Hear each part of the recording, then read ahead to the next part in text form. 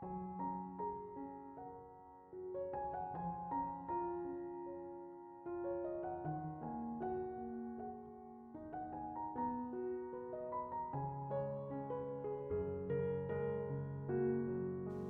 Ibu, Saudara-saudari, adik-adik kaum muda yang terkasih, Shalom, berkah dalam. Kembali pada hari ini saya mengajak Anda untuk mendengarkan dan merenungkan firman Tuhan. Saya berharap Anda semua tetap sehat, penuh dengan sukacita.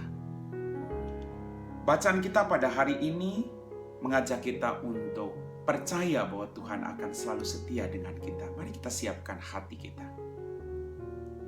Tuhan sertamu dan sertamu juga.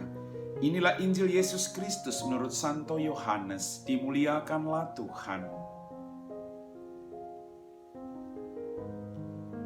Dalam amanat perpisahannya, Yesus berkata kepada murid-muridnya, "Sekarang aku pergi kepada Dia yang telah mengutus aku, dan tiada seorang pun di antara kamu yang bertanya kepadaku, kemana engkau pergi? Tetapi karena aku mengatakan hal itu kepadamu, maka hatimu berduka cita. Namun benar yang kukatakan kepadamu adalah lebih berguna bagi kamu jikalau aku pergi. Sebab jikalau aku tidak pergi, penghibur tidak akan datang kepadamu.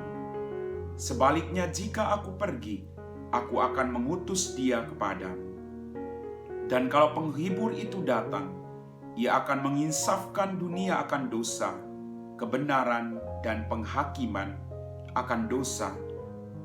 Karena mereka tetap tidak percaya kepadaku, akan kebenaran, karena aku pergi kepada Bapa dan kamu tidak melihat aku lagi.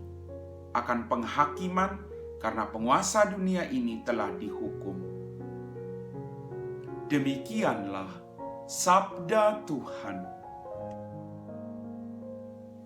Bapak, Ibu, Saudara-saudari, adik-adik kaum muda yang terkasih, Yesus akan pergi kepada Bapa dan mengutus Roh Penghibur dunia. Ia menginsafkan mereka akan dosa, kebenaran, dan penghakiman. Maka diterangi oleh Roh Penghibur itu, kita akan hidup dalam pengharapan dan mengalahkan penderitaan. Kita diajak untuk selalu memperbaharui diri kita dari hari ke hari.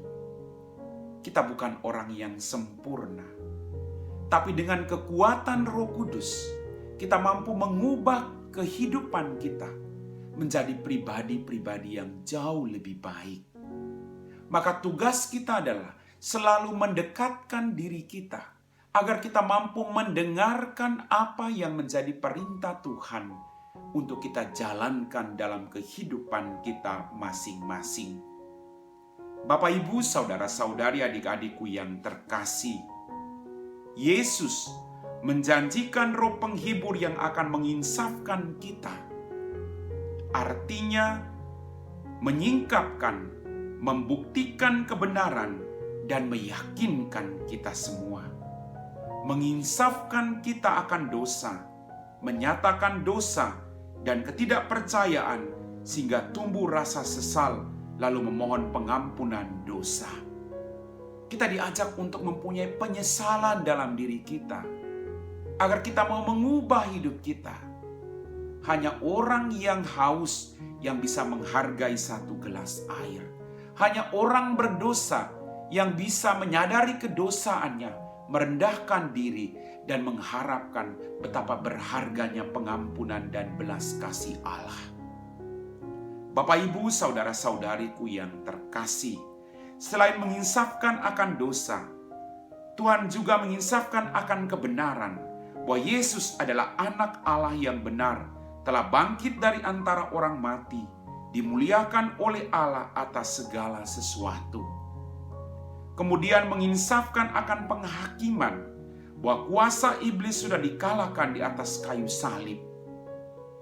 Maka pertanyaan buat kita renungkan hari ini, sadarkah akan daya iman ini? Mari kita mohon rahmat dari Tuhan, agar kita terus diperbaharui. Amin. Bapak, Ibu, Saudara-saudari, adik-adik kaum muda yang terkasih, kita telah diteguhkan oleh firman Tuhan. Mari kita siapkan hati kita untuk berdoa. Dalam nama Bapa dan Putra dan Roh Kudus. Amin. Ya Tuhan, Allah Bapa kami dalam kerajaan surga, terima kasih atas rahmat kehidupan, berkat berlimpah yang masih Engkau berikan kepada kami. Ampuni dosa-dosa kami. Pada saat ini Tuhan, kami berdoa bagi mereka semua yang sedang sakit, baik di rumah mereka maupun di rumah sakit. Utuslah kuasa Roh Kudus-Mu, memberikan mereka semua ketabahan dan harapan akan kesembuhan. Berkatilah juga kami semua dimanapun kami berkarya. Biarlah tangan kasih-Mu menuntun hidup kami, agar kerajaan-Mu datang di dunia ini. Kami puji Engkau Bapa, kini dan sepanjang segala masa. Amin. Tuhan sertamu dan sertamu juga. Semoga kita sekalian diberkati oleh Allah yang Maha Kuasa, Bapa dan Putra dan Roh Kudus. Amin.